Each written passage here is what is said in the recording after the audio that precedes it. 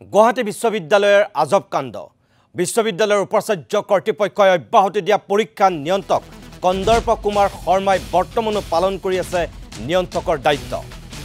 বিশ্ববিদ্যালয়ত শিক্ষাৰ্থীৰ তীব্ৰ প্ৰতিবাদত কন্দৰ্প কুমাৰ শৰ্মাক অব্যাহতি দিয়াৰ তাৎক্ষণিক সিদ্ধান্ত লৈছিল বিশ্ববিদ্যালয় কৰ্তৃপক্ষই শৰ্মাৰ বিৰুদ্ধে উত্থাপিত হৈছিল শিক্ষাৰ্থীক দুৰ্ব্যৱহাৰ কৰাৰ গুৰুতৰ অভিযোগ 3 এপ্ৰিলত বিশ্ববিদ্যালয়ে প্ৰকাশ কৰা পৰীক্ষাসূচীত স্বাক্ষৰ কৰিছে 28 মাৰ্চতেই অব্যাহতি দিয়া কন্দৰ্প কুমাৰ শৰ্মাক অব্যাহতি প্ৰদান কৰি পঞ্জীয়ক উৎপল শৰ্মাক অতিৰিক্তভাৱে দিয়া হৈছিল পৰীক্ষা নিয়ন্ত্ৰকৰ দায়িত্ব কন্দৰ্প কুমাৰ শৰ্মাৰ বিৰুদ্ধে উত্থাপন হোৱা অভিযোগৰ ভিত্তিত কমিটি গঠন কৰি তদন্তৰ সিদ্ধান্ত লৈছিল বিশ্ববিদ্যালয় কৰ্তৃপক্ষই কিন্তু সেই সিদ্ধান্ত আজিও অস্পষ্ট কন্দৰ্প কুমাৰ শৰ্মাই শেহতীয়াকৈ পৰীক্ষাসূচীত স্বাক্ষৰ কৰা ঘটনাক লৈ তীব্ৰ প্ৰতিক্ৰিয়াৰ সৃষ্টি হৈছে বিশ্ববিদ্যালয়ৰ ছাত্ৰ সন্থাৰ মাজত এই সন্দৰ্ভত আৰু কিছু তথ্য জানিবৰ কাৰণে আমি যাব বিচাৰিছো আমাৰ সাংবাদিক অনুপ জ্যোতিনাথৰ কাষলৈ অনুপ মই তোমাৰ কাষলৈ গৈছো অব্যাহতি দিয়া এজন ব্যক্তিয়ে কেনেকৈ স্বাক্ষৰ কৰিবলৈ পালে তেওঁ ঠাইত আন এজনক যেহেতু দায়িত্ব দিয়া হৈছিল আৰু তাৎক্ষণিকভাৱে তেখেতক কামৰ পৰা সেইদিনাখন অব্যাহতি দিয়াৰ কথা ঘোষণা কৰিছিল বিশ্ববিদ্যালয় কৰ্তৃপক্ষই তাৰ পিছতো 28 মাৰ্চত অব্যাহতি দিয়া এই ব্যক্তিজনে 3 এপ্ৰিলত এতিয়া নতুন পৰীক্ষাসূচীত আকৌ স্বাক্ষৰ কৰিছে ঘটনাটোক লৈ ছাত্ৰ সন্থাৰ মাজত প্ৰতিক্ৰিয়াৰ সৃষ্টি হৈছে যদিও আৰু কি খবৰ আছে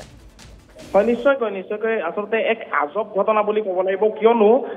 সেই যি বিশ্ববিদ্যালয়ৰ যি ধৰণৰ আসলতে অপ্ৰীতিকৰ পৰিস্থিতি সৃষ্টি হৈছিল কন্দৰ্প কুমাৰ শৰ্মাৰ বিৰুদ্ধে প্ৰতিবাদ কৰিবলৈ গৈ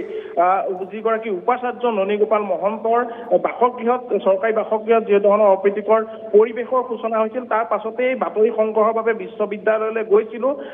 28 তাৰিখে আৰু সেই 27 তাৰিখে অব্যাহতিৰ বাবে তাৎক্ষণিকভাৱে বিশ্ববিদ্যালয় কৰ্তৃপক্ষই এটা সিদ্ধান্ত লৈছিল যিসকল ছাত্ৰ-ছাত্ৰী প্ৰতিবাদত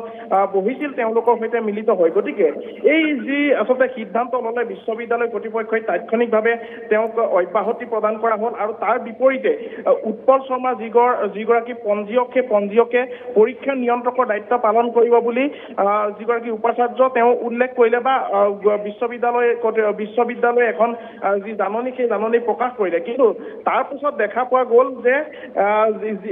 যিহেতু কালি অৰ্থাৎ 3 এপ্ৰিল তাৰিখে যিখন আচলতে পৰীক্ষাসূচী প্ৰকাশ কৰিলে গুৱাহাটী বিশ্ববিদ্যালয় সেইখন পৰীক্ষাসূচীত কিন্তু সেইগৰাকী অব্যাহতি প্ৰদান কৰা কন্দৰ্প কুমাৰ শৰ্মাই কিন্তু তাতে স্বাক্ষৰ কৰিলে গতিকে কি ধৰণৰ আজব কাণ্ড কাৰখানাৰে গুৱাহাটী বিশ্ববিদ্যালয় যি আচলতে নিয়ন্ত্ৰণ হৈ আছে এই কথা স্পষ্ট হৈ গ'ল এনেধৰণৰ ঘটনা গতিকে এফালে যদি আমি চাওঁ যে এইগৰাকী কন্দৰ্প কুমাৰ শৰ্মাৰ বিৰুদ্ধে আচলতে